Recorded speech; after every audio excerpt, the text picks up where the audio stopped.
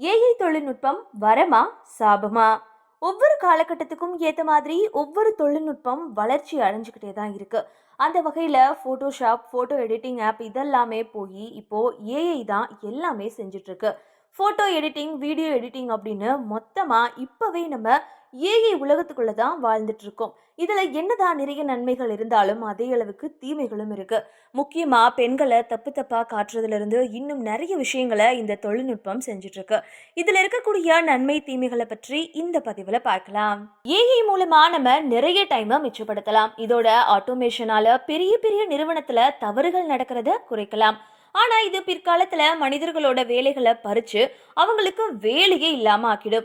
AI மூலமா நம்ம பார்க்கக்கூடிய வீடியோக்கள், போட்டோக்கள் எல்லாமே கண்களை பறிக்கக்கூடிய வகையில அவ்வளவு அழகானதா இருக்கும். ஆனா அதுக்கு பின்னாடி நிறைய தீமைகளும் நிறைஞ்சிருக்கும். ஏஐ மூலமா மனிதர்களால செய்ய முடியாத, அவங்களுக்கு செய்யறதுக்கு ரொம்ப கஷ்டமா இருக்கக்கூடிய சுரங்கம் தோண்டுதல் போன்ற பல பணிகளை ஈஸியா மனிதர்களுக்கு எந்த ஆபத்துமே இல்லாம செஞ்சு முடிக்கலாம்.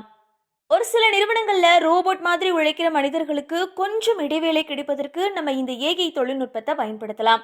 ஆனா இந்த ஏஐ தொழில்நுட்பத்தை உருவாக்குவதற்கு பல ரூபாய் செலவாகும். என்னதான் இப்போ ஏஐ மூலமா வாய்ஸ் ஓவர் செய்தாலும் மனிதர்கள் பேசுற அந்த உணர்வுகளை கொண்டு வரவே முடியாது. என்னதான் இது அட்வான்ஸ்டு லெவலா இருந்தாலும் நம்ம தனிப்பட்ட தகவல்களை ஏஐ மூலமா இருக்கக்கூடிய சில செயலிகள்ல கொடுக்கும்போது ரொம்ப கவனமா இருக்கணும். இல்லனா மிகப்பெரிய பிரச்சனைகளுக்கு நம்ம தள்ளப்படுவோம். பெரிய பெரிய நிறுவனங்களுக்கு வேண்டுமானால் இந்த ஏஐ தொழில்நுட்பம் சரியா இருக்கலாம். ஆனா மிகவும் சாமானிய மக்களுக்கு இந்த ஏஐ தொழில்நுட்பம் மூலமா ஏகப்பட்ட பிரச்சனைகள் வர வாய்ப்பு இருக்கு.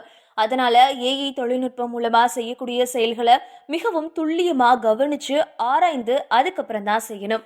ஏஐ தொழில்நுட்பம் மூலமா என்னதான் நிறைய நன்மைகள் இருந்தாலும் நிறைய தீமைகளும் இருக்கு.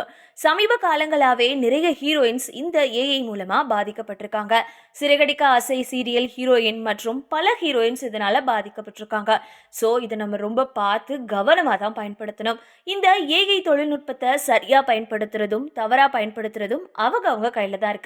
மொத்தத்துல ஏஐ தொழில்நுட்பம் பெரிய பெரிய நிறுவனம் வைத்திருக்கக்கூடிய மனிதர்களுக்கு வரம், சாமானிய மக்களுக்கு சாபம்.